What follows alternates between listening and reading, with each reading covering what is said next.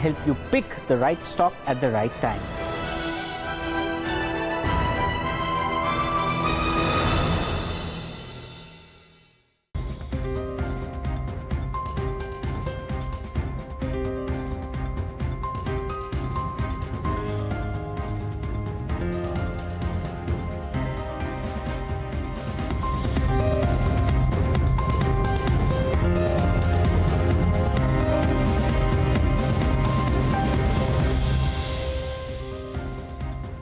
Good afternoon. Thanks for tuning in. You're watching Countdown on Bloomberg Quint Live, India's first digital live streaming business news service. Well, these are the top headlines that we're tracking at this hour. It's a strong start to the expiry week. The Nifty trades near the 11,700 mark now, and all the sectoral indices trade with gains. Sun Pharma is the top loser in Nifty after US FDA officials pay a surprise visit to its Halol plant, and that's a Bloomberg Quint exclusive. Future Group stocks are surging in trade after reports suggest Google and Paytm making plans to buy a minority stake in the company. And more than 60 of the accounts falling under the stressed category based on RBI's February 12th circular is headed for insolvency. Well, thanks for that, Naveen, and viewers, thanks for tuning in to Countdown. My name is Neeraj Shah. Now, it's a day that belongs to banks, belongs to maybe retail companies at the broader end of the spectrum. But by and large, the market has looked fairly robust in the session today. About a percent and a quarter or thereabouts, 128 points for the Nifty.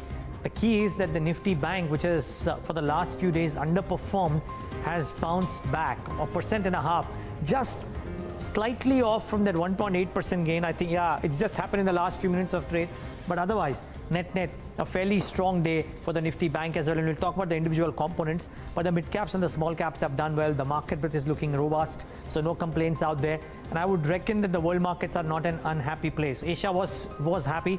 Bring up what the European indices are doing at this point of time, because the handover from the world markets was very strong. For now, a mild bit of green on the screen, so nothing untoward really from the rest of the world as well. Bring up the heat map, and you will see a splattering of commodity banking names and select portions of IT doing well too. The market breadth has remained positive for most part of the trading day. Same for Sun Pharma, which is on the story that the headline spoke about. We don't have too many other losers except for pharma stocks. But Power Grid surprisingly is the top. But Hindalco, Grasim, and some of the other commodity-based names doing well.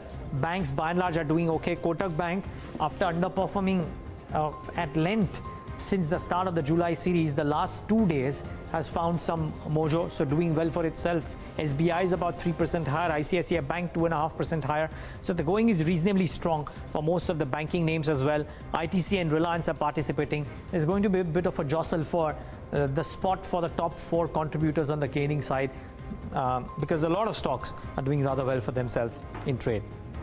Having said that, while the large caps are looking robust, mid caps haven't done too badly either. Before I hand it over to Navneet for figuring out what's happening at the derivative space and the more liquid universe, just a couple of trends that I want to point out at the broader end of the spectrum. Firstly, the PFC RECs, those power lenders, have done rather well for themselves in the session today. 5.5%, 6.5%. The volumes too have looked reasonably okay for both PFC and REC in the session today compared to the 20-day average. Look at that. Adani Transmission up 18%. Moil up 9.5%. Jindal saw about 8.5%. Not the usual names that you would expect. And we're not even talking about the future retails of the world, which are also doing rather well for themselves. So this is a set of names that have done well. 18% for Adani Transmission. That's a very strong move. What's not trading well though, Mahindra Holidays, Nesco, among stocks at 52-week lows, and LIC Housing Finance has cracked about 6 or 7% in trade today after the numbers. But maybe some of these could find mention in the FNO picture as well, because including banks, including commodity names, Navneet, a lot of active pockets today. And Neeraj, I think the most positive takeaway would be it's a broad-based rally, and we've not seen much of losers among the Nifty constituents. Also, it's been a very, very good start to this expiry week. Nifty is up almost 4.5% for the August series. Bank Nifty so far, which was underperforming in the last few sessions, have also picked up momentum in today's trade. So both Nifty, Bank Nifty have been building on gains from their opening levels in today's session. And if you look at the rollover, currently 20% for Nifty. September open interest obviously has been surging because this week you will see the positions being rolled over to the next series. And the Bank Nifty rollover somewhere about 15%. September open interest also up nearly 49% in trade. Let's just pull up the India VIX. What's been supporting this market, and we've been highlighting for you, is the lower volatility also. Remember, 12.3 or any number between 12 to 13, according to most of the derivative analysts, is a very, very comfortable zone. And also for Bank Nifty, we're just about now close to 100 points away, I would call it, in terms of all-time high levels, 120 to be precise. So watch out if we can hit that mark in today's session or not. In terms of options data, the cues are very, very positive as Nifty reclaimed the 11,600 mark in the morning. Remember, it was a gap up opening. From there, the gains have been building on, and the shorts have been squeezed. Whoever would have, carried forward the shorts from Friday, they've been trapped in today's session, and clearly the call writers have been running for cover. As you can see on your screen, 11,600 call has shared nearly 12 lakh shares. That's also the strike which was sitting with maximum open interest on the call side. And aggressive put writing has been seen for the 11,600, also the 650 strike, and right now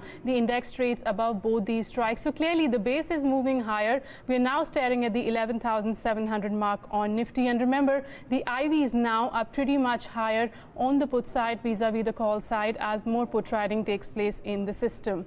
In terms of stock futures, Neeraj mentioned about REC PFC. Well, they're clearly the top F&O gainers also for the day. Up on high volumes, fresh long positions have been seen for both these stocks. So definitely watch out for these two stocks. And Nalco, watch out for this one. It's up 20% in the August series. And by now we know why the stock's been moving higher. We interacted with the management. The international alumina prices have been on the upside, and also rupee depreciation. And clearly the rollover is also suggesting that 24 or 25% of the positions have been moved now. And lastly, LIC Housing, which is reacting negatively to the numbers. The loan growth seems to have negatively surprised the market, I would call it. And clearly there are a lot of fresh shorts that are building in even for the August series. Well, interesting. So a lot of individual names to watch out for, but the move is global in nature, really. Asian markets are doing very well after the US markets closed reasonably well, and no negative surprises from Jackson Hole. The yields moved up ever so slightly, pricing in a September rate hike. What do experts make of all of these? A very special voice. Mark Matthews of Bank Julius Baer joins us right now on the show. Mark, always a pleasure having you. Thanks so much for taking the time out and speaking to us. This is Neeraj here. Good afternoon to you. How are you looking at the market scenario right now? I mean, the camps are divided. A lot of proprietary investors or prop money investors are now starting to sit on a bit of cash. They are a lot more cautious than what some of the others, who they term as complacent investors, would be, fearing that inflation-led faster pace of rate hikes will eventually lead to these markets correcting sooner rather than later. Where is it that you are on this camp? Well, we would be in the camp that yes, interest rates will continue to go up because the world economy is doing well, the U.S. in particular, and the U.S. Federal Reserve tends to be the benchmark for interest rates around the world. But we would also say the reason because of that is the economy is because because things are good, and therefore the earnings growth this year in the U.S. should be over 20%, and by the end of this year, the S&P will be on about 15 to 16 times, and if you add on another 10% earnings growth next year, which is what the consensus is forecasting, you're getting closer to 13.5 times, which is not historically expensive. So yes, interest rates are rising, but it's a function of a strong economy, and you've got the earnings there making shares cheaper every single month. Mark, so typically the markets tend to price in an event about 5-6 months before it actually happens. Whether it's a recession or an earnings slowdown or a much faster rate hikes, do you reckon at some point of time in calendar year 19 for the US markets to start off with, we could start seeing a pullback? Because looking at your commentary right now, you seem to be believing that until the earnings picture starts slowing down meaningfully, there is probably less cause for worry. You know, we are certainly in an extended period of economic growth, almost 9 years. We're over 9 years now. We're about 9.5 years into this economic upcycle in the United States. And so people naturally think that we should be coming to the end of it. But I would make 2 points. The first is that in the Obama years, although there was an economic recovery, it was also very slow. The growth rate was about half of what it is today. It was about 1.5%. And so there was a lot of time there where, yes, the economy is expanding, but slowly. So now that regulations are being undone and there's $1 trillion worth of tax cuts, I think that the recovery, or whatever you want to call it, the economic upcycle can sustain itself. Also, with regard to the stock market, if you look back in history, whenever you have earnings growth in the U.S. in excess of 10%, the market has not gone down. So as I said, this year will be over 20, but next year will also be around 10. And therefore, I think that although, you look back at the cycles, yes, it's around now that we're getting long in the tooth. I think there are factors which will allow us to continue well into next year. Hi, Mark. Good afternoon to you from India. I'm just going to take that question forward with regard to U.S. markets with the commentary that now we've been getting and the guidance from a Fed chair. I think it's a given 2 rate hikes will be coming in the month of September and the other one in December. In light of that, inflation target is also at 2%, and there's a fear that the yield curve is now flattening. How are you viewing the bond markets there? Is there the gap that one is seeing between the 2-year and the 10-year is hardly between 20 to 22 basis point? Is that call, can that be worrisome in going forward if that gap is also bridged? Well, you're absolutely right that if you look back at the last 5 recessions, and you can go all the way back to 1978, when the yield curve inverted, then you got one of these 5 recessions. So all 5 of the last recessions were preceded by proceeds. I should say the yield curve inverted before they happened. But I would say 2 things. The first is that on average, there was a gap of almost 2 years between the inversion of the yield curve and the next recession.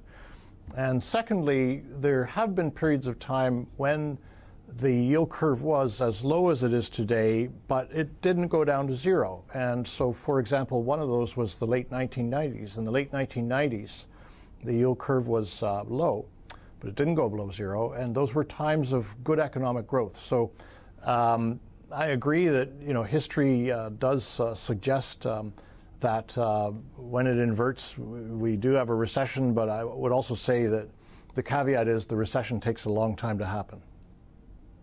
Interesting. Mark, how do you look at the Asian markets in light of that? If there is no global scare, how does Asia do? Because it's been a chalk and cheese performance thus far. India has been shining bright. Maybe one more market might do that. But aside of that, the Asian markets have been all over the place. Yes, they have. So there are lots of reasons why they've gone down this year, which we can see in hindsight, but weren't obvious at the beginning of the year. If I had to pick just one, it's the strength of the dollar. Because if you look at almost all of the charts, it was when the dollar bottomed out in late January that the Asian markets peaked and started to go down. So one major thing would be the dollar, and there, I think something key to look at is the Treasury yield. So the U.S. 10-year Treasury yield is sitting at a very, very critical level of 2.81%. And if it does break below that, I think we could look forward to more dollar softness. I can't exactly say why the Treasury yield is going down, but it is. So it's tried many times to get above 3, and it just couldn't hold there. So that would be a benefit to the Asian markets. And the other thing, of course, is the trade war. The impact of that is pretty much impossible to forecast because there are so many derivative effects of paying higher taxes for imports and exports. but that's another big worry, and just generally the health of the relationship between the U.S. and China, two largest economies in the world. And then I guess, what else? The strength in the oil price for countries like India. So lots of things have been going on, but the good news is that when share prices fall, they become more attractive. So there is a lot of value in the places in Asia which have gone down. Indonesia, China, Korea. Unfortunately, India is not one of them. Mark, I'm just going to take that trade war topic forward. There was no resolution in the recent meeting which took place between US and China. And also we've seen some action coming in from China where they're looking to now depreciate their currency. In fact, today we also got the news that the Chinese bank is now looking to change the methodology also. In light of all that, do you see any repercussions for the emerging market or the Asian market currencies if China goes ahead and further depreciates its currency? Well, on the currency, in fact, although they did reintroduce this so-called counter-cyclical measure, what it basically means is they will price the renminbi where they want it to be. And the central bank in China over the last couple of weeks has strongly suggested they don't want it to go below 7.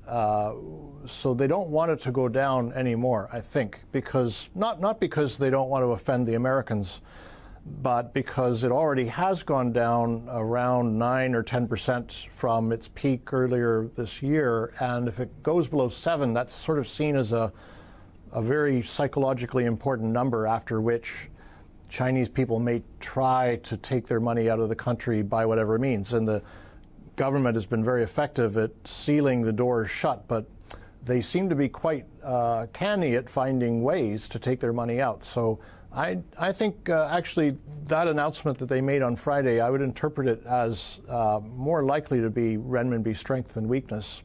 The trade war is such a complex subject, really don't know where it's going to go. It doesn't look good, as you say. I think for the Chinese to accept the American demands, it's too much of a loss of face. That's their mentality, I think.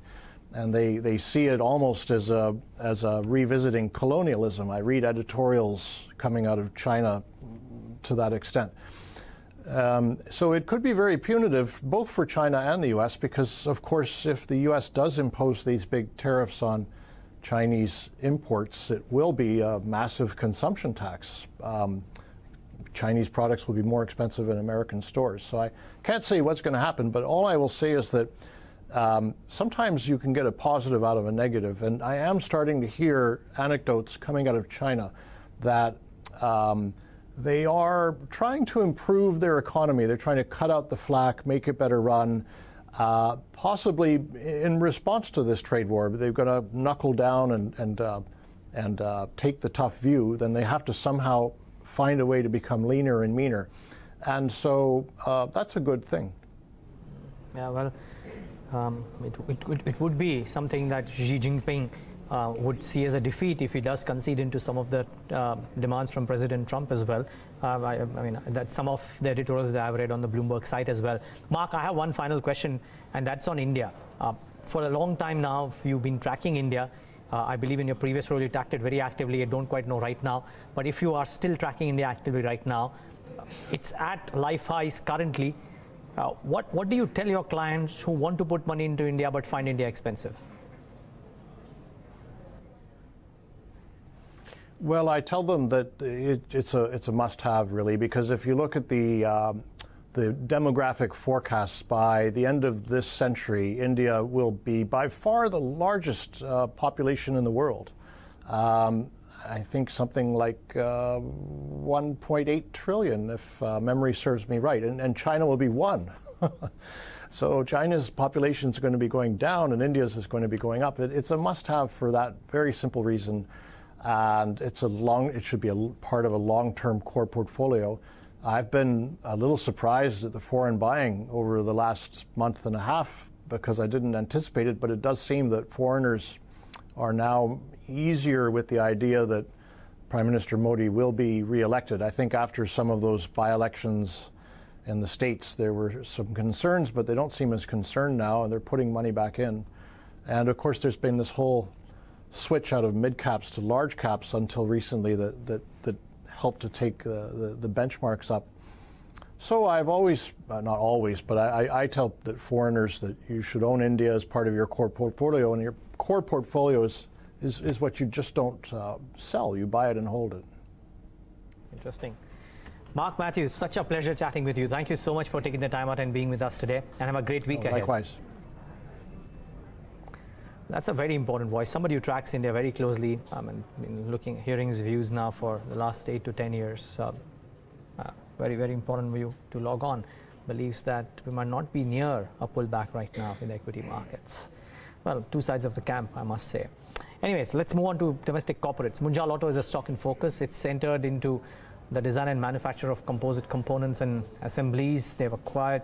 I think they've increased that stake in Dutch Composites Technologies. Let's get more details on this from Anuj Munjal. He's whole-time director of Munjal Auto, joins us right now on the phone line. Anuj, good having you. Thanks much for joining in. Please correct me if I'm wrong, but you anyways had a majority stake, and I think you've extended that purchase, if I'm not wrong now. Yes, but that purchase transaction has happened in the last 1 month, and it was scheduled in that manner. But essentially, the investment has happened in the past one quarter or so, 4 months. Okay. So what's the nature of this engagement, if I can use that term, and how would it benefit Munjal Auto, say, over the course of the next 12 to 24 months? So what we have done is that the company continues to operate independently, and we've taken majority stake with the promoters existing with people already there running the show. And as Munjal Auto, the benefit that we get is, as you know, India, there's a lot of opportunities which persist in the country in many sectors, and composites being one of the upcoming sector. We were thinking of diversification, and we thought of composites as one of the opportunities, and we explored and came across this company. In the next, say, couple of years' time, it'll take at least, say, 5 years' time for the entire investment to materialize, but we expect quite some contribution in terms of the turnover and profitability for Munjal Auto as well. Anuj, will you look to increase the stake further? I think if you could confirm, the current stake is somewhere about 68%?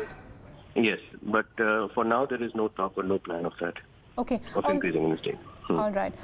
Could you talk to us a little more about the financials of this company? How much top line is it doing, and what's the profitability that one has seen in FY18? So the top line of this company right now is around 50 crore. And the profitability and everything we can share with you once the details are out and once we've filed all the details, everything. Okay, and what sort of margins is the company doing? So right now it's say around 10% or 8 to 10% margins. Interesting. How does the scale up happen here, Anuj? I mean, you are a 300 crore company on 1 quarter, so to say, if I'm not wrong. And yes. You are buying a company which has got an annual revenue run rate of 50 crores. I'm sure there are plans to scale this up further if you plan to have a meaningful foray here. So can you tell us, over 18 months, let's say this year is gone, but FY20 maybe, now how much does this new avenue contribute to revenues for Munjal Auto? So like I said, the investment plan is basically for the long term, say 5 years time and stuff like that. So say in 5 years' time, we see this company going up to maybe the upwards of 300 and 500 crore in terms of turnover on an annual basis. Okay. But on an 18 months, it'll be limited to say between 50 to 100 crores as a company, because that's the time it'll take for the investments to pan out. Okay. How does growth shape up for Munjal Auto as a whole, Anuj? I mean, I'm looking at how you've done on the numbers front. I mean, your top line has grown about circa 10% over the last 4 or 5 quarters on a quarter-on-quarter basis, or even on a YOY basis. But the bottom line numbers have almost remained at that 8 to 10 crore mark for the last 5 quarters. How is business looking like? Does it shape up well, irrespective of this acquisition as well? How do you see FY19 as a year turning out? So FY19 as a year, in terms of the revenue growth, it's going to be good. It's going to I think match or a little bit less maybe, or match the last year's growth. Profitability in the industry, as you're aware, we are very directly linked with the steel prices and commodity prices as such. And a lot of the commodities and steels are imported as well. So that effect it takes us. So some of the things customer bears and some of the things that we have to bear on that. But overall, it looks good for the future and for the next year, say 2018-19. I don't see any negative impact on any of these figures here. Anuj, steel prices, I believe, have been higher in the second quarter as well. So will it be right to assume that the margins could be under pressure even in the second quarter? So not more than what they are already. It is not going to come further into pressure. Okay, I believe last year you did something like 1,030 crore on your top line. Your profits were somewhere about close to 40 crores. If you could just give a guidance with regard to what sort of growth can the investors look at for FY19? So like I said, it will be pretty much on the same lines as the last year. But any further details, I think I don't have them right now prepared in front of me to be able to give you any guidelines for the future, for the complete year. Before I let you go, Anuj, if you could just give us a status in terms of how your order book is looking like, any new orders that you've got recently?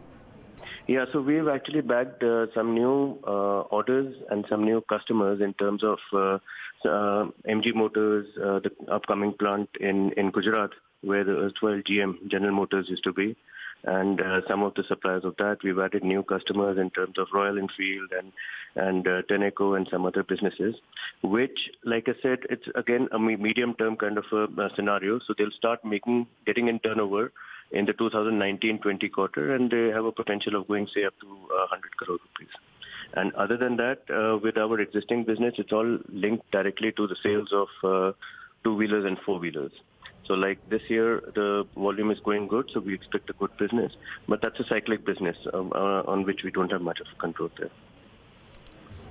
Okay, Anuj, we'll leave it at that note. Appreciate you joining us today and taking us through that acquisition, which was already done in the month of May, but you've increased the stake to almost 68%. All the best to you for the entire fiscal year. Just want to switch focus back to markets. We're inching very closer to the 11,700 mark as we speak. 11,693 now is where the index is trading, and Bank Nifty just 100 points away from its all-time high levels. Clearly support coming in across the board today, which is a positive sign. So good time to bring in Hemen Kapadia of KRChoksey, who joins us on the show right now. He's right here with us in the studios. Hi Hemen, good afternoon. What do you do at these levels? Do you create fresh positions? Do you book out your longs? Very good afternoon, you, Navneet. I think catch 22 situation. I'd say do some partial profit booking because it seems a bit too good to be true. But yeah, so I'd say take some money home. I think if it's stock specific, fine, because I'm not sure there's anything left as far as analysis is concerned in terms of the Nifty. So I wouldn't say cautious, but yeah, I'd take something home. Interesting. By the way, just before we get some specific trades out there, just look at the gains that have come into a select band of stocks. Vimta Labs nudging new highs today is up 14%, 284 and counting. That's a big mover in trade. VIP at 633 is nudging fresh highs. Anything retail.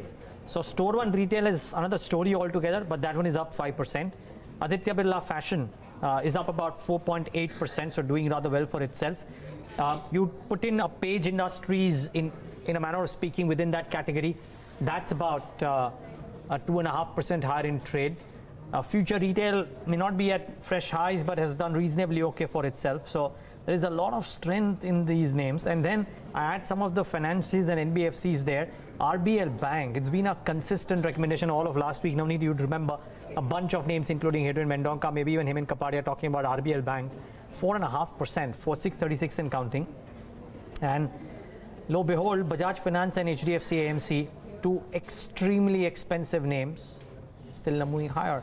2947 for Bajaj Finance, HDFC AMC about 2.2% higher, 1938 and counting. So a lot of gainers, not enough losers. Hemen Kapadia is recommending though taking some profits off the table. Am I to understand, Hemen, that he would even be comfortable maybe buying some protection on the options side or for the current series or the next series maybe, because the expiry is 3 days away, maybe for the next series? I think so. I wouldn't short, but yeah, buying some protection, it doesn't seem like a bad idea, frankly speaking, Neeraj. I mean, there's nothing wrong about it, but this party is too good, too fast. Quantum is weak. The day it ends, it's going to not end very nicely. They never do. So I'm just being slightly conservative. There are technically no signals yet needed to suggest anything otherwise. Indicators are positives, higher tops, higher bottoms, above longer term moving averages. Everything is hunky-dory. But I'm just being slightly cautious. Too good to be true, as you say. Too good to be true. Okay, so on that note, also tell us which are the stocks that you're betting this afternoon. A couple of stocks which are oversold and playing for a contra buy calls. The first one is Indian Bank, Navneet, by around 330. Stop loss of 325, target of 340. Second one is Tata Communication. Once again, a contra call, buy at around 548, stop loss 540, target 564. Both of these are probably 5 to 7 trading session buy calls, Navneet. Okay, a lot of stocks even in the broader markets are moving around. Pull up Adani Transmission, that's up 19% if I'm not wrong, or it's locked in upper circuit with gains of 20% now. Yes, it is.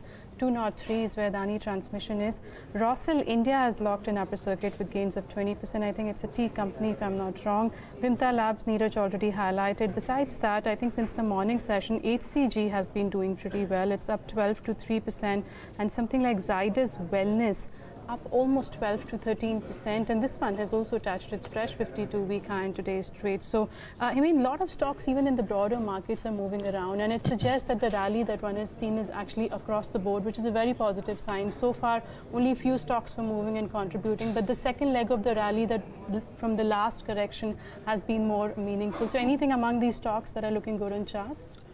Yes, absolutely. 8 to 10 stock Nifty has now converted into, like you said, a very reassuring market breadth. The mid cap, small caps have started moving. So, you know, some of these pharma stocks have gone up very sharply, but from a longer term point of view, I still feel, Navneet, from a 2-3 year point of view, they still hold a lot of space in terms of an upside.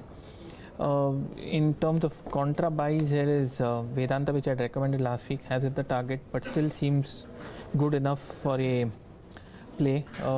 It's Wokhard, which looks interesting. So, like you mentioned, quite a few stocks all over the place, but heartening thing, like you said, market breadth has improved. So, that is obviously, and the VIX, which was above 13 the last week, now Navneet has spent most part of last week below 13, and now we are at 12.23. So I think that is reasonably reassuring, saying that yes, the party is going to continue. Well, certainly looks rock solid for the party. Let's get in Mr. G. Chokkalingam with his thoughts on how is he, or what is he doing with some of these names. You know, I really want to start off with some of the winners of trade today, Mr. Chokkalingam. Thanks so much for joining in, of course. Let's talk about RBL Bank first. Not a cheap bank by any stretch of imagination. Has caught the fancy of a bunch of traders stroke investors the last few days. We've been hearing enough trading calls there. So all of those calls have been rewarded. But 637 and counting on RBL Bank. Have you studied this? Yeah, I studied it. It's a great bank, no doubt about it. It's a quality bank with good quality assets. But, you know, being a conservative value investors, I would not chase them. You know, some of the banks like RBL, Bandhan Bank, though they are great, they are trading at exorbitant valuation. And also, let us not forget the fact that the floating stock of some of these banks are too low in the market. And in the Indian market, you see strong correlation between a very low retail float and high premium valuation. So I would not join that game. I would stay away from such stocks.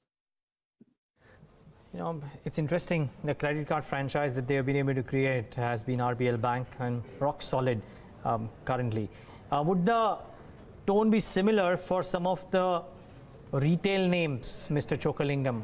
On account of multiple news today, the retail names are on fire, be it the direct retail, the likes of Store One or an Aditya Birla Fashion, be it Page Industries, which has got the retail flavor as well. All of them are doing well. What are your thoughts here? Yeah, definitely. I mean, I've gone wrong in Page Industry, but then the kind of growth they are showing, probably that could be justified. But I don't agree with other retail names. You know, same stocks are available at even 1/5 or 1/10 of the value in 2013. And fundamentals are not changed. If you look at some of these names you have mentioned, they're not able to make a turnaround at the bottom line. There is no visibility of any solid growth in profit in some of these feature group or in Aditya Birla Retail. But what has happened is only the perception has changed. So solely banking on perception, I would not buy these two stocks. But certainly one can stay invested in stocks like Page Industry. Hi, Mr. Chokkalingam. Some traction has been seen today in the power stocks. Also, the power finance companies, REC, PFC are up and about. Torrent Power, Tata Power, all these power companies are seeing some bit of gains. Anything from this space that you're tracking? And I believe today's move could also be largely on back of the deadline of RBI circular of February 12th, where most of the stressed assets that have been highlighted, I think 3/4 of them are from the power sector. Yeah, that is true, but I'm also surprised the way they are running up. But, the economics of power sector is very clear. That is, the power tariffs have crashed. Whether you talk about solar or wind, they have come down a lot. And therefore, even the thermal power tariffs for the merchant players, they have been forced to, slash, and it has come down. So at the ultimate, the end user level, when the tariffs are going down, throughout the value chain of the power sector, you will see the pressure which is already happening. So I would not buy stocks like Tata Power and other power companies. Probably I would still stick to the power financing companies like Power Finance Corporation, or for that matter even Power Grid, because they have been hammered much more than what their valuation deserve, and then still some possibilities of good dividend yield is also there. So these are the power finance companies I would hold, but I would not buy pure power companies like Tata Power. Interesting. Okay. But yeah, some of these other names have done rather well for themselves in the session today. Mr. Chokkalingam, do you track a small stock called Vimta Labs? Off and on it comes into flavor, up 14% today in a space which is not too occupied, a bit of a niche business, 284 today at life highs. Off late I have not tracked. I used to track, I think it is from Hyderabad. I used to track off late. I lost touch with this Vimta Lab. Okay. The stock has done well. Sumeet Bagadia of Choice Broking joins us right now on the show. Sumeet, before we take in your nifty call, just a thought. It's a small company, but up 14% today, amongst the top of the list of the stocks hitting 52-week highs. Do you track Vimta Labs as a stock? Hi, good afternoon. Well, as far as this view on Vimta Lab is concerned, this stock has given a very good move today. It's a little bit illiquid. We have seen a good move in last couple of months. Overall, looking at the chart, it seems that from here on we can see a upside move in which we can see levels of around 300 as a trading perspective. And if we take slightly longer term time horizon, then there is a possibility that we might see move till 325, 330 levels. I think those who have taken long positions at lower levels, they can hold on the existing long positions. And if anyone wants to initiate a fresh long positions, then they should wait for some dip from present levels. A dip till 270, 275 levels should be used as buying opportunity. Downside, it has good support at around 260 levels. So that should 260, 265 levels. So that should be the trailing stop losses for existing long positions for the upside target of 300 and 325 levels in next couple of weeks. Okay. And Sumeet, what about your stock specific calls for this afternoon? We'll get into the index call too. But since we're on the topic of stocks, let's first get your stocks out of the way. Right. Well, see, I have two stocks for the day. First one is from banking space, and that is Kotak Bank. Kotak Bank is looking good to me. I think after a correction, it has taken a pause, and now from here on, we can see a good upside move. For a trading perspective, one can initiate long positions in the Kotak Bank at current market price, with a stop loss to be placed at 1250 levels on lower side for the upside target of 1325 and 1340 in next couple of days. The second pick for the day is from auto space, and that is TVS Motor. TVS Motor has given a correction. It has made double bottom. Today it's showing a breakout of double bottom. A closing above 565 will take stock prices to 590 or 600 levels. So for a trading perspective, one can initiate long positions in TVS Motor at the current market price, with a small stop loss to be placed at 550 levels on lower side for the upside target of 590 and 600 levels in next couple of days. Okay, those are some individual picks coming in from Sumeet. Pull up tin plate. That's also gone up in trade in today's trading session. We've seen good gains of almost 10 to 12%. The stock's just gone up. It's a day's high, I guess, in the last 15 to 20 minutes of trade. But one more stock which we highlighted at the start of the show, and that's National Aluminium from the metal space. Remember, the stock's up almost 20% for this series. Hemen, I'm going to come to you since somebody wants to do a chart check on this one. I was just looking at the chart. It's taken out its July highs as well. And for the year, I think we've seen levels of 87, 88 on National Aluminium. Can one expect more upside from the current levels, or would it be wise enough to book profits? No, I think we can expect an upside, Navneet, and we are heading towards 79. So the way I look at it, it seems like a clear hold. established medium-term bottom in place, and 1, 2, 3, 4, 5, 6, 7, 8, 9, 10, 11, almost 11 trading session a square formed on the daily chart, and we've given a breakout from there today.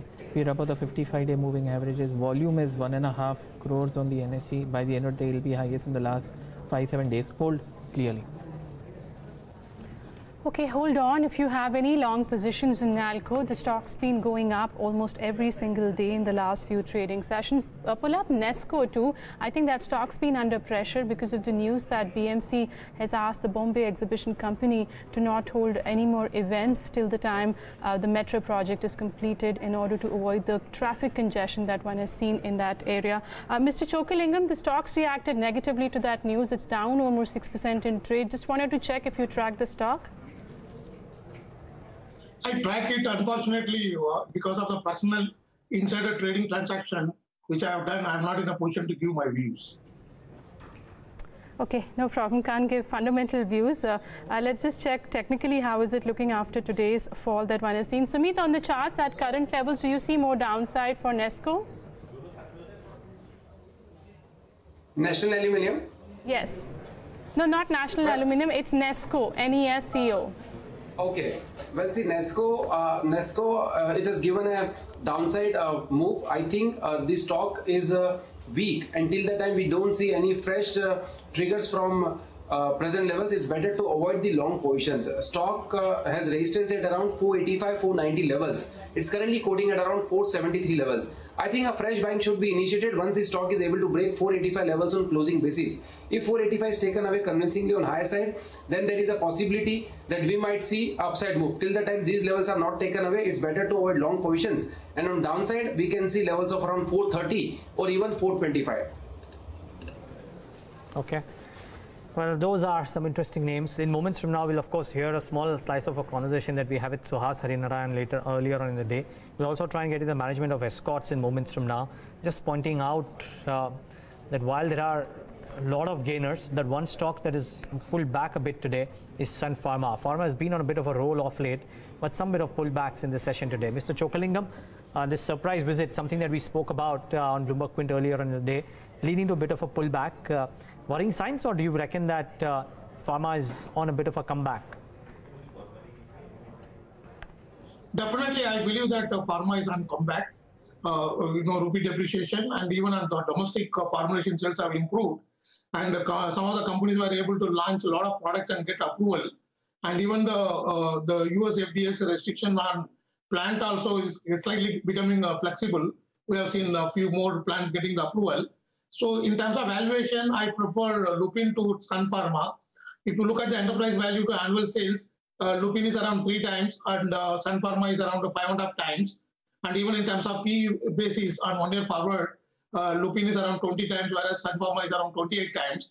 So I prefer Lupin to Sun Pharma. I believe in the next 12 to 18 months, Lupin can create a phenomenal wealth. And personally also, I hold Lupin. Okay, Lupin currently not doing too much, but definitely recovered from the lows of the day, as we can see on our screen. In fact, a lot of the ID stocks, for example, Infosys, I pull up that one, 2.5% higher. Tech Mahindra has also seen good gains of almost 2.5%. Both these stocks, in fact, Tech Mahindra, remember, since the last week has been doing pretty well. I mean, on the charts, if somebody's been holding longs here, should they be booking profits for Tech Mahindra? And also, are you seeing any sort of fresh breakout for Infi? Oh, Tech Mahindra, frankly speaking, is a positional breakout, Navneet. We saw a multi-week consolidation. It's probably 1, 2, 3, 4. So it's approximately a 13-week consolidation, Navneet, between 600 on the downside and 730 on the upside. And now we've broken out from there. So we are heading towards 770 as far as Tech Mahindra is concerned. So I think it's a very clear hold. There's no two way about it. In terms of Infosys, I think the entire pharma pack, entire IT pack is doing well. So I don't think Infi is going to lag behind. But cash market levels, stop loss of 1374. I think we are heading towards 1440. And if I have to take a longer term view, I think we are heading towards 1550 and more if I have probably a few month point of view, Navneet. Okay, stay on, gentlemen. So much more to talk about. Let's get one more corporate voice. Escorts. They've formed a JV with Tandon for high-end cranes, higher capacity mobile cranes. Let's get you the details with Mr. Bharat Madan, the Group Financial Controller of Escorts. Mr. Madan, good afternoon. Thanks for joining in. Just a quick update on this JV with the Japanese major. Where do you plan to set up the unit for the high-end cranes market, and what's the rationale behind this JV? So the unit will be set up in the existing place only where we are located. So construction business is in Balaphat in Haryana. So in addition to that, we will have a separate unit which will be coming up for manufacturing these high-end cranes. And the rationale is because we have been talking about since we have been leading this segment of mobile pick and carry cranes in India. So our target was to really go up the value chain in the system and bring the best product to Indian market. So Tandon has been the world leader and they will top leading company, and in Japan they're the #1 player in this heavy duty cranes. So our idea is to start with the two products initially, the rough terrain cranes and the truck cranes, which will be produced in this JV. And going forward, they will actually look at expanding the product portfolio and bringing in more equipment from the portfolio to Indian market. Mr. Madan, your press release says that manufacturing from this new facility will start from the third quarter of this financial year. Could you tell us the revenue potential that you're looking from this plant? Well, if you look at the industry today for these cranes which you're introducing to start with, there's about 400 crores in India.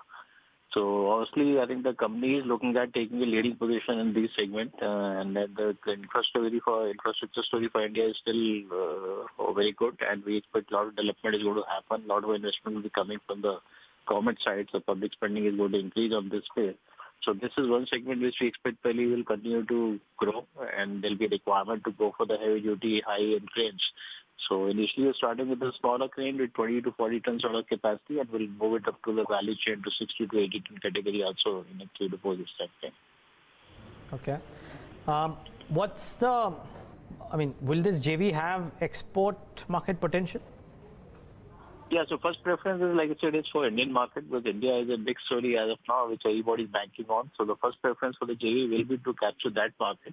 But yes, having said that, there's a potential for these products in overseas markets, especially Maghreb, Africa, Middle East, Southeast Asian countries, and the SAARC countries. So these are the potential markets where probably the JV can also explore exporting these similar products where we have similar requirements coming up. And are there existing heavyweights within this segment, or are you kind of setting up a new market of sorts? So there are some Chinese players who are the competitors here, and there's also one large Indian player which is again present in this segment.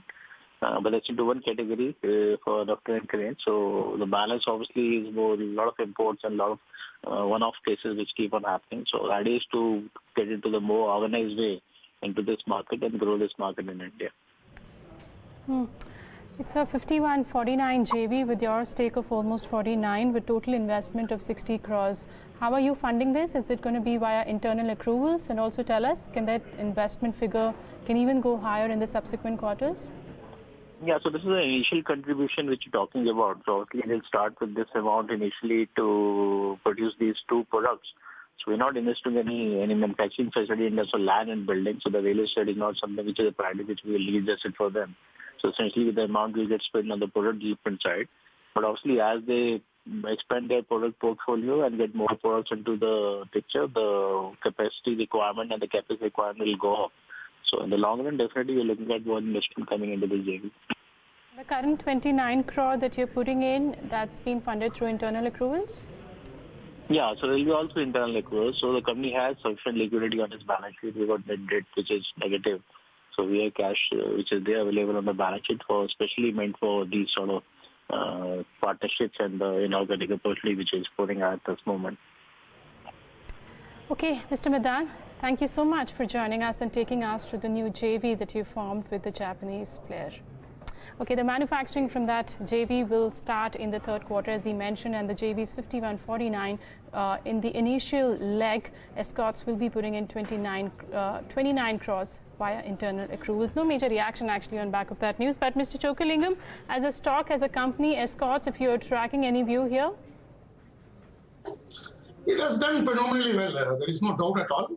And I would not play it on crane business, because some of the companies providing services in crane they've not been doing very well.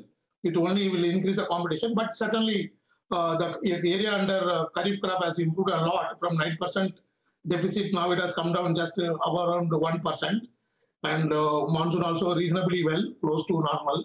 So that should favor companies like Escorts in terms of better tractor sales, and stock also around 20p on current year earnings. So another 5 to 10% upside is also possible. So therefore, one can hold on to the stock in the short to medium term. Okay. Stay on, Mr. Chokkalingam. Before we talk about Datamatics, I believe that's an idea from your end. Let's talk about one more pocket that's, well, in news today. Indian steel makers, which have hiked prices this month. While the hike was not unexpected, the quantum definitely took the market by surprise. Nikki Mirchandani is here to tell us exactly how it's reflecting on the business of these companies. Nikki. Thank you, Neeraj. Well, on MTT basis, Nifty Metal Index as a whole has given a return of 5% and outperforming the counter right now. The index right now is JSW Steel, which on month-to-date basis has fetched a return of around 8%. Not more. Most of the steel stocks are catching up in that, for that matter. We've seen Tata Steel up and above with 4% odd gains. JSPL too has inched up in trade. And SAIL, however, has been the only laggard so far that we have on month-to-date performance. A lot goes behind the making of the price hike which has been undertaken by the steel players. Now, Neeraj, do bear in mind the fact also that it's been an unusual price hike of sorts, because usually the price hike comes in after September. That's in the month of October. That's when the seasonal effect comes into play, where you see the hike coming in. But this time around, we've seen the price hikes coming in August. So we are bracing ourselves for better times in September.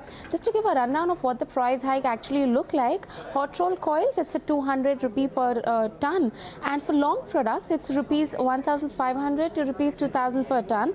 Now Morgan Stanley says that this price hike is ahead of expectation post monsoon, and also it says that it follows a price decline that we've seen in the month of June and July, given the seasonal weakness that usually plays out.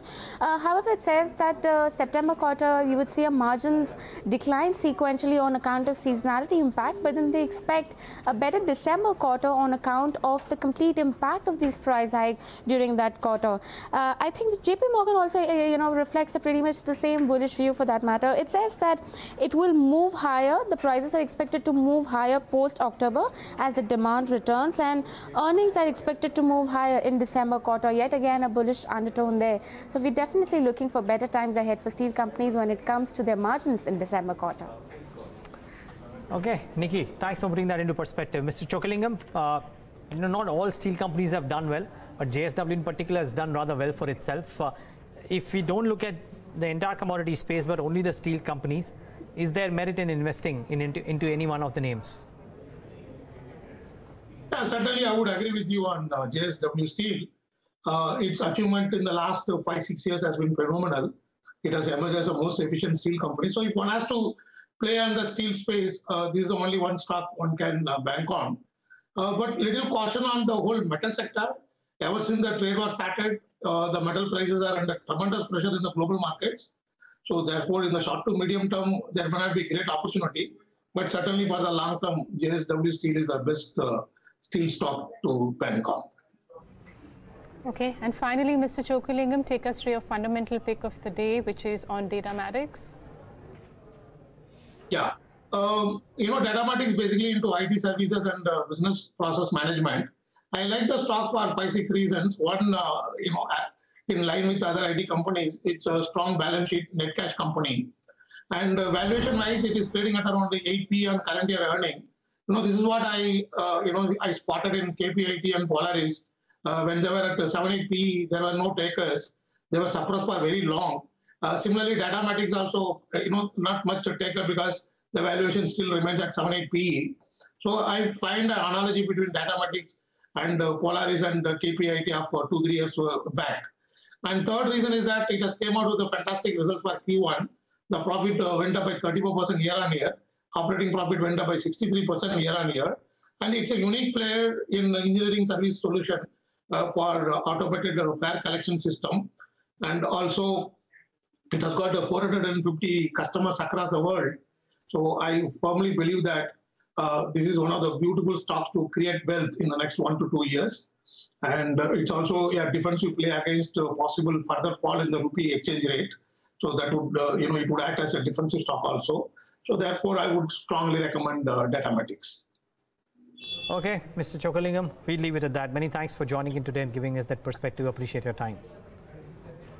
Thank you.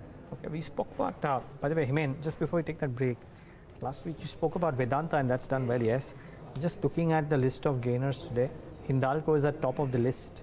How do the charts look there? Frankly speaking, the entire metal pack is sort of staging a comeback. I wouldn't label this a rally, a recovery, but yes. In terms of Hindalco, I think we've consolidated in a range between 214 and 228, Neeraj, for around 8 trading sessions. And today we're breaking we're breaking out of that small range with volume. We are already 1 crore plus cash market volumes on NSE. So one gets the feeling that we are heading towards 235 and 241. It looks good. We've broken out. There's volume. We're above 55-day moving average. The weekly indicators are in a buy mode, Neeraj, and we are on a bounce back. So yes, short term, it looks positive. Can I slip in one more question, Hemen? Yeah. You know, last week I was talking to people about the strength or the potential of a strength or a bounce back in Kotak Bank, because it was beaten down about 7.5%, 8%, 8.5% July series onwards. It's moved up in the last couple of days. Does it seem like there could be more in store? I think so. Firstly, 1240 comes in as your stop loss. And like you said, it was 1, 2, 3, 4, 5, 6 weeks on the decline, Neeraj. I think that's a perfect pick from your side. There is some intraday resistance at around 1282. That's why we've cooled off. But coming back to your main question, yes, I think there is steam. We are heading towards 1295 and probably 1310. So, but a stop loss at 1240. But yes, it definitely has the legs for a further upside. Okay, Kotak Mahindra Bank finally bouncing back in today's trading session, and something like Orient Refractories too, that stock's touched its all-time high. In fact, there was a block deal. That's the reason why we're seeing that bump up in volumes for that stock, 15 to 16% higher for the stock. But before we slip into a short break, Suhas Harinarayan is not worried about the rural growth sustaining over the next 6 to 9 months. Speaking to us earlier in the day, Harinarayan said that while he is bullish on the premium bike space, he's not finding value among other auto stocks. Listen in. The views, the way to look at rural also is, it's not just agriculture. I think you read a lot about agriculture distress, cotton infested by, pink bollworm and, various other things. But the fact is agriculture has never been, lucrative enough for, farm India, so to speak. And I think what has supported, rural India is basically the general improvement in rural liquidity. So do they have cash to spend, right? So first is if you look at the farm loan waivers, the farm loan waivers adds up to almost 2.5 times what was given in FY08. That time was central India. This time it's multiple states. The second one is, you had, government schemes, like an MP had a scheme where they ensured that you got your MSP, whatever you sold at in the market at. Third is, I think, there's been an improved financial inclusion, improvement in electricity, which all we discussed last time as well. So clearly the rural liquidity is better, right? And speaking to government agencies at this point in time, they're also taking measures to ensure that they procure a lot of these at MSP. The farm goods. See, if you look at broader agri, so rice, wheat, there's always a decent procurement at MSP. Probably it's pulses and other coarse cereals. And what we understand is even for those, the government is taking adequate measures to ensure a minimum amount of procurement this year. So I would reckon that general rural liquidity should be good over the next course of 6 to 9 months, and I'm not too worried on earnings from the rural companies at this point in time. So what does that do? I mean, okay, let's try and break this down. What does this do? Let's say, for example, to FMCG names. We've been talking about how the volume growth numbers have looked exceptional for FMCG companies compared to recent past. And there's a portfolio manager after portfolio manager who's come on the platform and said that what stops an HUL, for example, from cranking up these volume growth numbers even further from where they are right now. Where are you on this debate on the volume growth and thereby leading up to the valuations and the stratospheric valuations that companies like HUL and some of the others are trading at? So I think I'll break it into two or three ways. One is the 2-year CAGR, as we discussed. I think 2-year CAGR is still moderate compared to the growth in the last 3 quarters. The growth probably started picking up from Q4 FY18, then Q3 FY18, Q4, and then 1Q, right? So I don't think one should extrapolate a 21% volume growth that one of the companies saw to the rest of the year, right? But I think we should see reasonable double-digit growth for a lot of these FMCG companies in our view. I think now whether that exceeds our expectation or not, we'll see at this point in time. Having said that, I would again look at the FMCG companies. While that is a base case that we should see double-digit growth, I'll look to see where there are positive earnings revisions, and probably only back those names. So we should look at, because I think, as you rightly pointed out, people have already built in that kind of double-digit growth. Companies have been commenting that rural has been recovering strongly. So we should look for positive earnings revisions. So let's look at stocks where there are positive revisions, and I think probably those will still continue to trade at those kind of valuations. What's top of the mind? Positive earnings revision, FMCG space, and not a call on the stock, just the earnings revision. Yeah, so I'm not getting into companies per se at this. Okay, I was just wondering if you guys are factoring in some positive volume growth for some of specific names, not as a stock call really. So there are multiple FMCG names. Okay. What about the kind of growth that the rural-focused finance companies can show? Now, again, let's say I have an example of a Mahindra Finance loan growth numbers that I have pulled out, but it's chalk and cheese because what a recent example. So Mahindra Finance, the numbers have been superb, but it has had a past where it lent itself to some issues. If we just look at what an Equitas or an Ujjivan, or for now, for that matter, a company like Muthoot would show because of the Kerala issue, is that once you get into this problem of trying to get in recoveries, this whole focus on growth takes a bit of a backseat, and therefore you lose precious 4, 6, 8 quarters.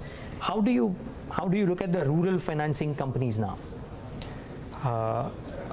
Again, not picking at names, I think general views that the larger rural financiers should see good growth and should also see good recoveries in the next 6 months. Okay. Yeah. So you would be sanguine there. You were not too worried about any kind of delinquency issues or otherwise not elections coming in, not yet. That's a very good point. I think, because, if you look back in FY09 and FY14, I think, there has been a pickup in delinquency in a quarter prior to the election. So let's see. I think, I think the point that I'm also trying to make is the rural liquidity is expected to be fairly strong this time around, So we are not building that as a base case at this point in time. If that comes in, it will be a negative surprise for us.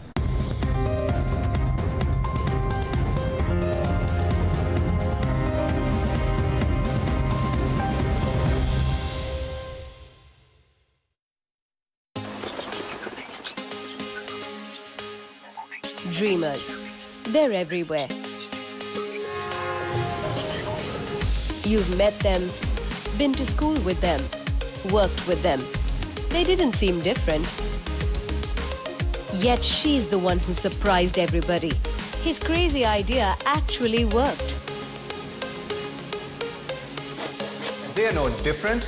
They are you when you take a chance on yourself.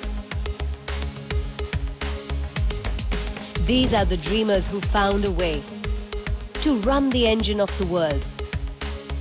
These are the entrepreneurs. There is no formula. There is no right place, right time. There are no overnight successes. But there is toil, there is preparation, and there is tenacity. There is no end of the road, no obstacle large enough. There's just the vision and the heart that won't give up. Because Aegons of business never stop. Aegons of business never stop. Only on Bloomberg Quint. Kerala is tiding over the worst calamity that the state faced in a century. The intensity of the calamity and the losses suffered thereby are unparalleled. A preliminary assessment pegs the loss at around of rupees 20,000 crores. It is a humongous task to undertake various tasks of rehabilitation and reconstruction. Only with the wholehearted support and cooperation of all of you, we can rebuild Kerala. Your contribution, however small, will go a long way in achieving this goal. Please contribute to the Chief Minister's Disaster Relief Fund. We shall overcome.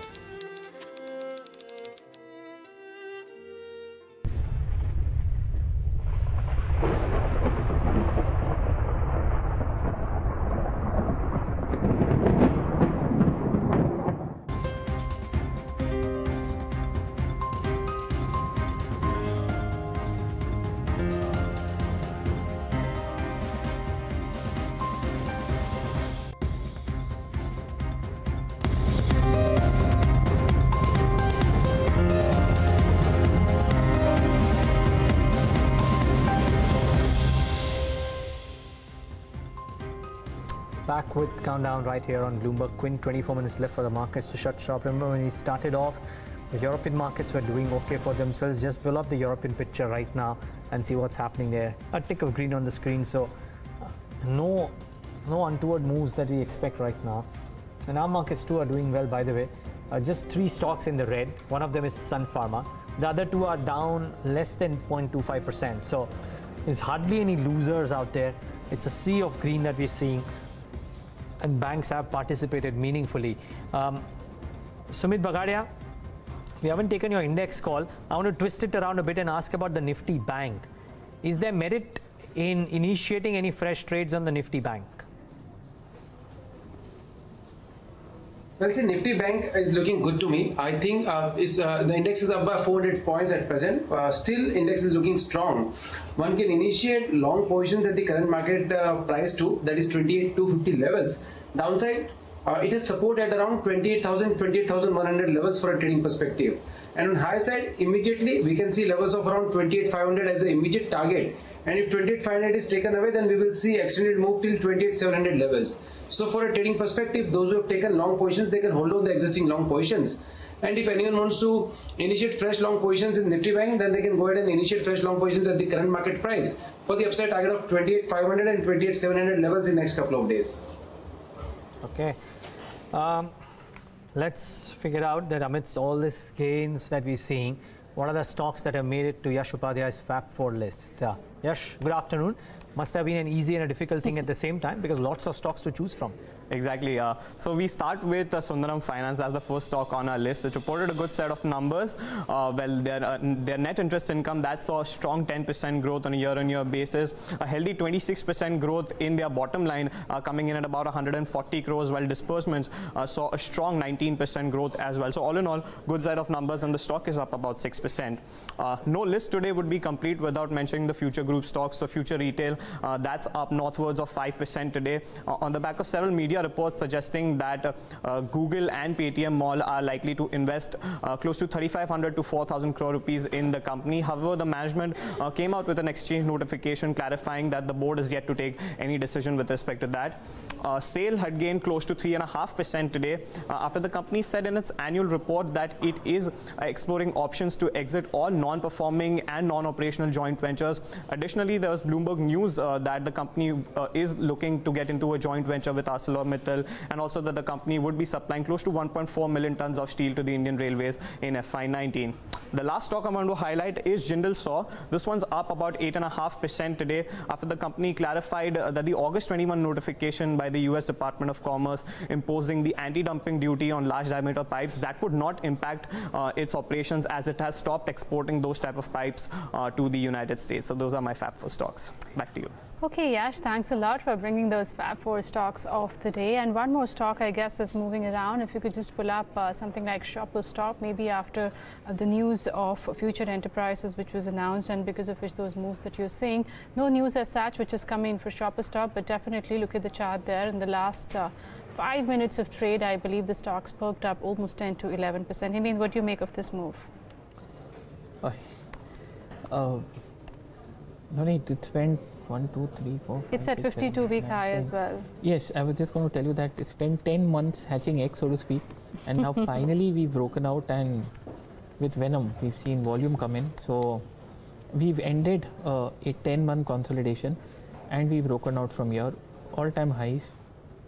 We are heading towards new high. We are heading towards 700 very clearly. I mean, maybe more, but it's not a very short-term call. But after 10 months, the stop is not going to stop in a hurry. No need.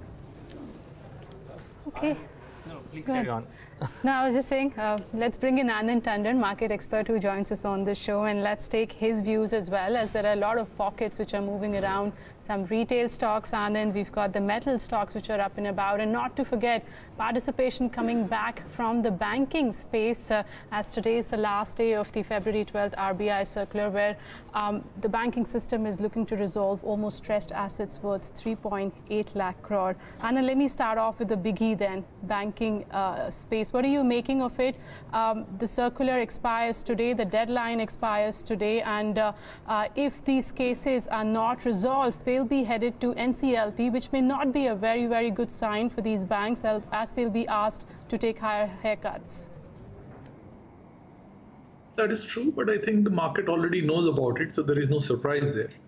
Power remains one of the bigger areas which is yet to be resolved, and once that is behind you, then hopefully there will be no more skeletons in the cupboard. The market is really looking forward with the expectation that you know what the amount of NPAs are already, including those which may still come.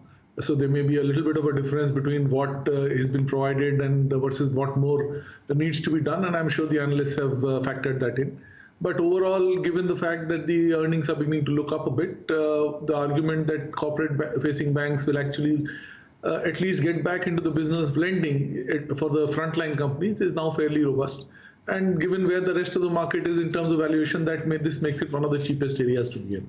So at least for the corporate-facing banks, I think you are betting on a significant revival or at least a move towards more normalized earnings. Good time then to allocate some money to these beleaguered stocks from the PSU banking space? Well, in the PSU space, you have to be careful where you are going to lend, but where you're going to invest. But clearly, among the frontline companies, as I said, there is an opportunity now in terms of being able to get at least put your arms around what could be a possible valuation and therefore what could be a floor below which it's not likely to move. Some of the stocks have already moved, but I think given the fact that they have been gross underperformers in a very robust market, it will certainly continue to move up from here. Anand, good afternoon. And I'm not asking for a buy or a sell comment here, but does this sharp up move even post-listing in HDFC AMC surprise you? Or is it a factor of the brand name plus the low float that could be leading to this? Because valuations are completely out of whack right now. The near-term valuations at least. Well, valuations for the whole market are at an extreme high. And therefore, it is not surprising that almost anything that is of good quality is being valued extremely richly. The market essentially is looking at the last couple of years and saying that, look, we can extrapolate this further. You have to assume that HDFC AMC will continue to be able to grow 20% year on year, maybe for the next 20 years to justify this kind of valuation. And even remembering that over the last few years also, it has not reached that kind of growth rate really. It is a bit surprising, but right now, I don't think valuation is on anybody's mind. I would imagine that we are at the beginning of the last blowout of the rally. where you may get some really silly prices. And therefore, most fund managers would be averse to taking any money off, because this is where we could make the maximum amount of money. That said, it will also signal the end of the major run that we have seen so far, and it will be very difficult to get out of the door. So, it's a high-risk trade at this stage in the market as a whole, at least in all the frontline companies. Anand, by the way, Shoppers Stop is now up 15%. Now, this big moves that we're seeing in retail today, now arguably because of two pieces of news that are floating around, one of which, well, sources have confirmed to Bloomberg Quint about Paytm and likely to happen soon, I mean the parent company at least. The other one about maybe Future Retail gets one of the largest players to come and invest. Whether it happens or not remains to be seen. But everything from these two to a Shoppers Stop, to a Store One Retail, to a Aditya Birla Fashion, everything is doing rather well, Anand. Yes, the great Indian consumer is here and retail will probably benefit, but are the risk rewards justified? So the one thing you have to keep in mind is that actually Indian retail, especially those which are involved in the clothing segment, which is the highest margin end of it, has actually now reached a somewhat critical mass. And, it is now at least beginning to generate some kind of ROE, which was not the case some years ago. Because you've got to a stage where rents have now somewhat fallen compared to the top line that you are generating. And the same store sales growth continues to be reasonably robust. That said, I don't think that the valuations make any sense in any of these markets, except for the fact that you are looking at new strategic investors coming in who have very deep pockets and need to fight for the last remaining consumer market in the hope that India's growth will continue in a way that will make all of them an opportunity to at least grow the top line. There is no other market as big as India. China is not available to most of these foreign online shoppers or shopping companies. And therefore, the only other market that you can go after is India. And with that in context, I think you have to assume that the money that they'll pay for getting a reasonable size entry is actually silly money. Now, should you follow that as a regular retail investor? I'm not so sure. But for now, until the deals are over, you can obviously assume that the valuations here are not going to move downwards anytime soon.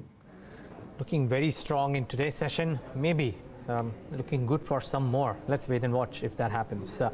In the meanwhile, 3:15, stay on, gentlemen, so much more to talk about. But time now for a couple of in-house pieces. Firstly, a set of stocks that could enter or come out of the F&O ban. Navneet, how's the list looking like?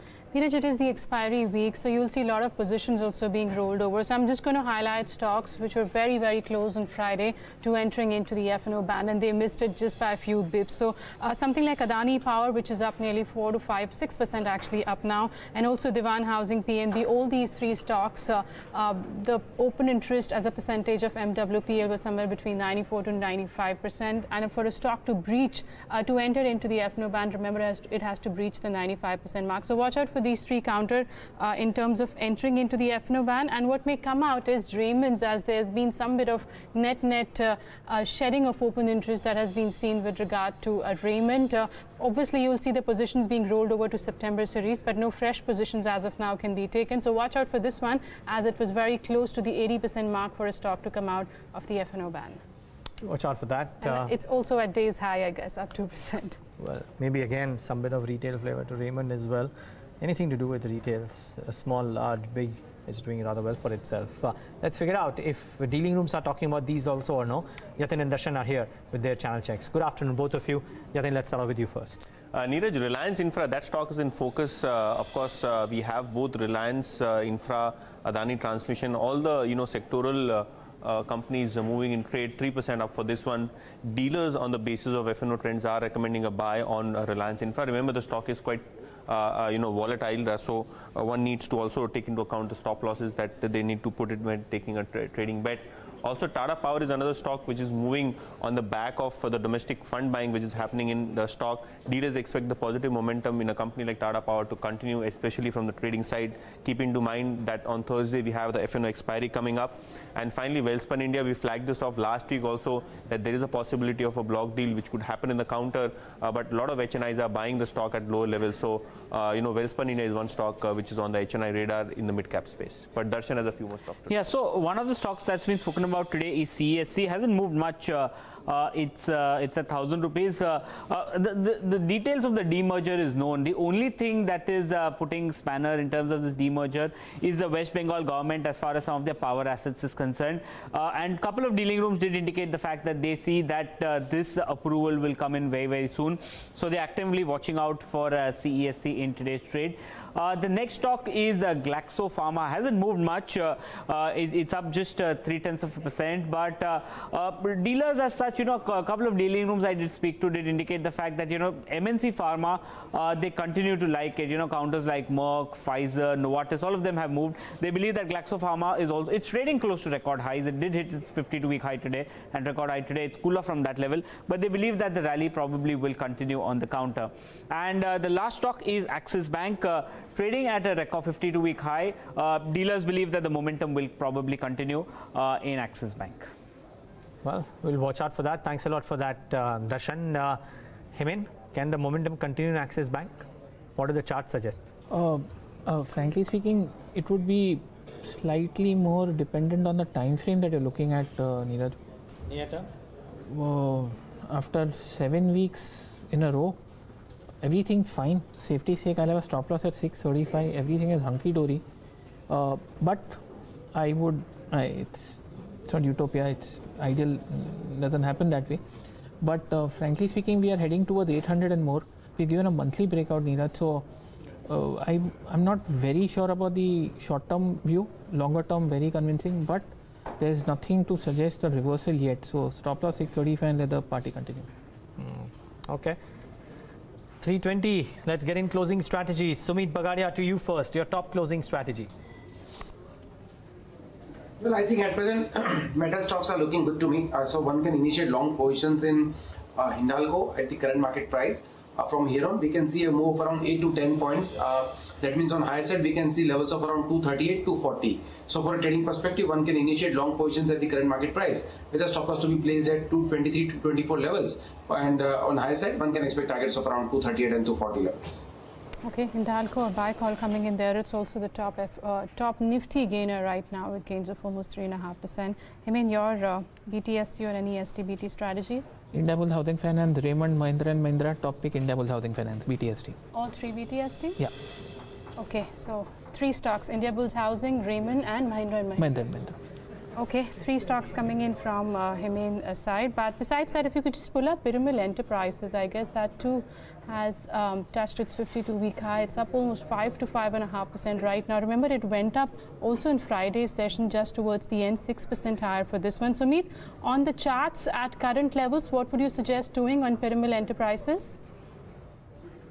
Well, this stock is looking very good on charts. This stock has given a very good upside move, and looking at the today's move, it seems that it has given a breakout. We have seen a very good price action, and also we have seen a good volumes. This move suggests that from here on we can see a move till 3100 or 3150 levels. Those who have taken long positions, they can hold on the existing long positions with the trading stop losses to be placed at around 2980, 2990 levels for the upside target of 3150, or even there is a possibility that we might see move till 3200 levels.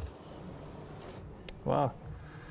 The other set of companies, and I'm just looking at one right now, the VIP, which is up 5% at 633. But I was just checking the price of Safari Industries last week as well, and that too in the last 3 months has given stupendous returns. Northwards of 900, if I'm not wrong, is Safari. Can we bring up that stock also for our viewers? VIP is up, of course, 5%, but Safari Industries at 968, about 3.5% too. Small pocket, not too many listed players. These two dominate trade, at least in the listed space. Anand, any thoughts here? The luggage makers, I mean, when a management tells that this is the best time that he's seen in his business since 1990, you probably got to listen. But has the rally been too swift? The rally has been very robust, no doubt. Unfortunately, it's not a sector that I've been tracking very well. So, I don't think I have anything major to add beyond what you just mentioned about the management. If, as you said, if they are that bullish, obviously the numbers are coming through. Okay. What about businesses which are getting these disproportionate rewards? Page Industries, for example, it's nudging new highs yet again. It's present in that retail space, and at the same time has the moat around its business, the return ratios, all of which lend itself to it being a solid business, getting more than adequately rewarded. What happens, Anand, here? I mean, even if the valuations were to come off, do you reckon they'll still stay high because of the very liking that almost all investors in retail or institutional have for a business like Page or many such similar businesses, a Bajaj Finance, for example?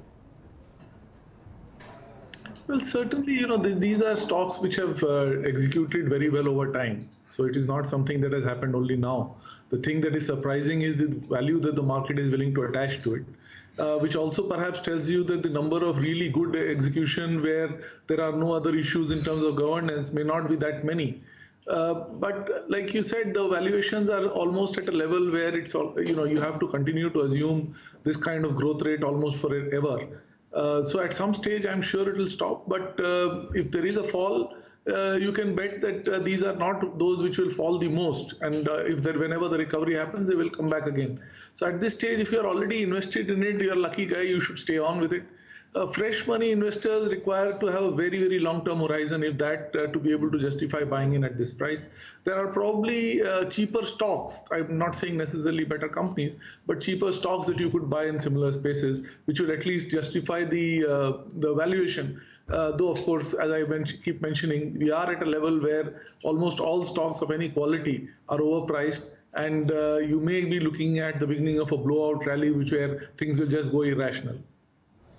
All right, Anand, we'll let you go on that note. Thanks a lot for joining us today and taking us through your views for the equity markets going ahead. Can we just pull up the futures of LIC housing? And Hemen, I want to come to you. There's a lot of short build-up that has been seen. It's the top F&O loser also. And there's a news, obviously, it's reacted to its earnings. But how much more downside if somebody, took a short position in the morning today? What would you advise them to do? I'd square off most of it, frankly speaking, Navneet, because we have this congestion area. Okay, we saw, like you said, huge short built up. I think that's very apparent. But between 525 and 5 and 5, 525 and 5 and 0, there's this congestion area. So maybe there could be some more pain left, but at least I'll take half of it home. If I would book out half, Navneet. I don't think there's a very big downside from here going forward. Aditya Birla Fashion on the upside. Aditya Birla Fashion on the upside. Oh wow.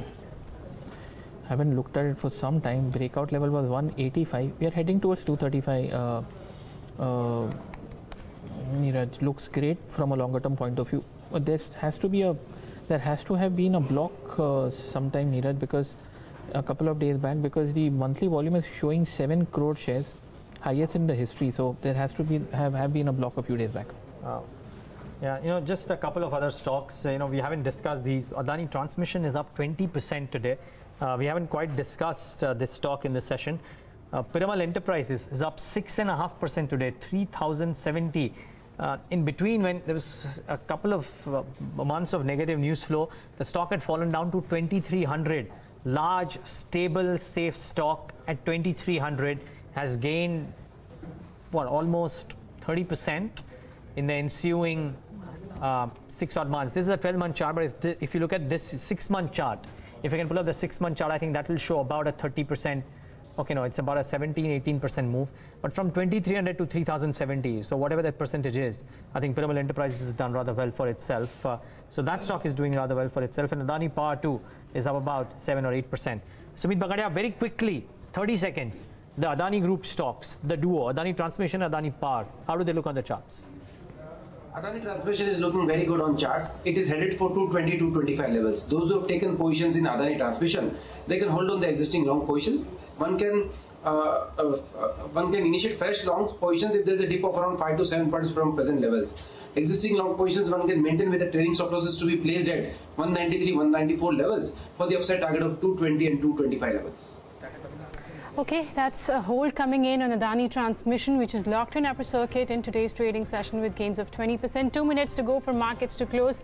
Let's head across to Neeraj to find out how exactly this Monday closing is panning out. And Neeraj, nobody would have anticipated a 140-point increase in Nifty today, and I think we're very, very close to the 11,700 mark now.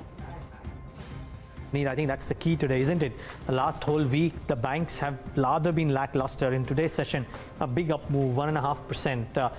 In fact, I must say though, the banks have come off a little bit from the highs of the day, and the Nifty's inched up a little bit, very close to that 11,700 mark as we shut shop, almost nudging that. Actually, let's keep with the screen, and you'll probably see that hitting. Anyways, let's get the mid caps and the small caps up as well. Our ticker will alert us if indeed that would happen yet again. The small cap index up about 0.68%. The mid cap index is up about 1%. A lot of heavyweights doing the trick for the large caps. So I'll talk about the large caps first. Now we will bring you up to speed with almost everything else. Just look at the moves here. Hindalco, and quite signifying what's happening to the commodity space by and large today. Hindalco is up. You have likes of Vedanta marginally in the green, and the steel companies have done well. And then banks feature in. So look at Yes Bank, SBI, Kotak Bank, IndusInd Bank. Some strong moves into all of these. ICICI Bank right up there, arguably will be amongst the top contributors on the gaining list. The key though in today's session is the list of losers. You have only 3 names, and out of that, the only one loser worth talking about is Sun Pharma. The other 2 are less than 0.5% down, so they could have well been in the green. You don't have a list of losers on the Nifty today, which is quite remarkable really for a rally which is just about 1% higher. But Navneet, the mid caps and the small caps, lots of stocks flying around. So the small cap index, we could have bargained for a bit more. That's right, Neeraj, but I got a list which has more of gainers today. So let me start off with them. Something like Rossel India, which is a tea company that was locked in upper circuit with gains of nearly 20%. Also Adani Transmission, we've been talking about this stock. This too was locked in upper circuit with gains of about 20%. Orient Refractories touching all-time high levels in today's session. I think there was a block deal, hence the bump up in volumes that you saw, but 15% higher for this one. Future Group companies were up and about. Future Enterprises saw good gains of about 13 to 14%, and the stock is also closing at the day's high. Vimta Labs was up and about. Good gains seen on back of good volumes, 11% higher for this one. The power finance companies and the power companies were up. So REC, PFC, both of them registered gains of between 6 to 7%, and also something like Torrent Power that also saw good amount of gains in today's trade, 4.5% for this one. RBL Bank continues to scale higher almost every single day, touching its fresh 52-week high. And look at the closing, it's coming in at day's high, which is once again, I believe, technically a positive sign. 5% higher for this one. 638 is the level. On the losing side, couple of reactions because of news. So something like LIC Housing, the numbers came in which disappointed the street because of the loan growth. I think that was the lowest that one has seen in the last 8 quarters. Hence, the reason the stock tumbled nearly 8%. Also on the future side, we've seen heavy build-up coming in for this counter, down 8%. Nesco was down almost 5 to 6%. It did have a gap down opening. Some bit of recovery is definitely seen actually for Nesco. It's closing with cuts of about 4%. And also one of the other F&O losers for the day was Repco Home Finance that saw cuts of about nearly 4%. And this one too is closing around the day's low mark of almost 554. But clearly, Neeraj, there were more gainers than losers today. And I think the positive takeaway from today's session would be it was a broad-based rally. Just 3 losers in Nifty. And 11,700, yes. Mount 11,700 conquered.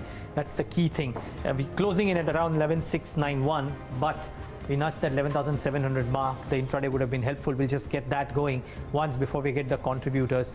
11691 at close, but yeah, we just notched that peak of 11,700, just pulling back ever so marginally. Yeah, so we just, I think 11,700.70 is what Hormus told me. So far we were talking about 11,600 was the resistance for the August series, but the way this week has started, looks like the expiry now would be anywhere between, at least the downside is protected till 500, 550 now. Yeah, I think it will show up in the option positions as well, the way they would have been unwound or otherwise. Bring up the, okay, let me bring up the contributors list, because ICICI Bank would be right up there. Okay, Infosys is right up there, then ICICI Bank. Reliance and SBI, but Navneet, very interesting that this kind of hides the fact that the contributions made by some of the other banks and commodity names are not featuring. They had some really smart moves. That's right. In fact, today's participation was from the entire finance space, which has almost 30 to 35% weightage on Nifty. And this is the participation for today, though the cash turnover is just at about 30,000 crore, but the F&O turnover definitely first day of the expiry week. So it is slightly on the higher side, nearly 8 lakh crore. So participation was also quite decent, Neeraj.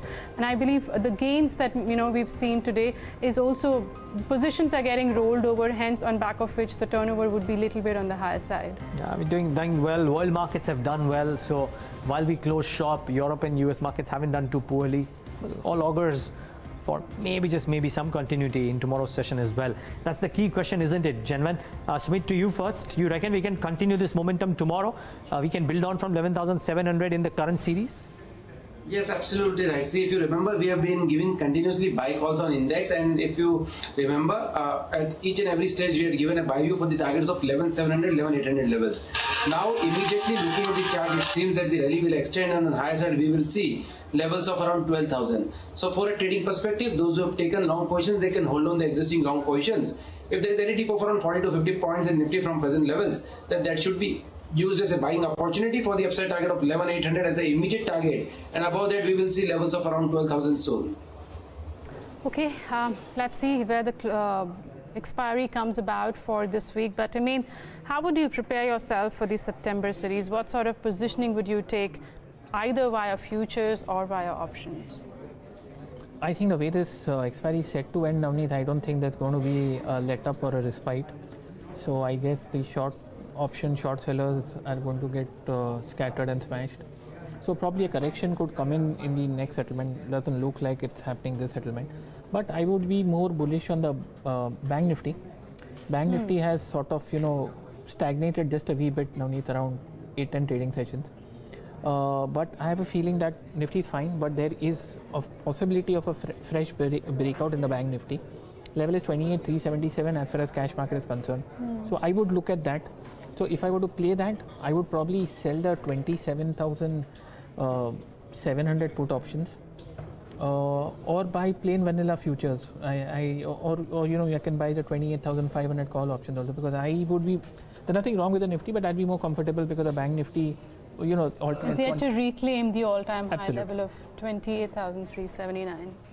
Okay, that's a bullish call coming in on Bank Nifty, and we've also closed at record high levels this is the all-time high closing for Nifty as well as Sensex. On that note, let's thank our technical experts, Sumeet as well as Hemen. Thanks a lot for joining us today and taking us through your technical views on the indices and also on individual stocks for the day. Well, with that, it's a wrap on this edition of Countdown. Thanks a lot for watching this show. It's goodbye from Neeraj and my side and the entire team who's put this show together. But don't go anywhere. Coming up next is the day's market wrap with Agam Vakil.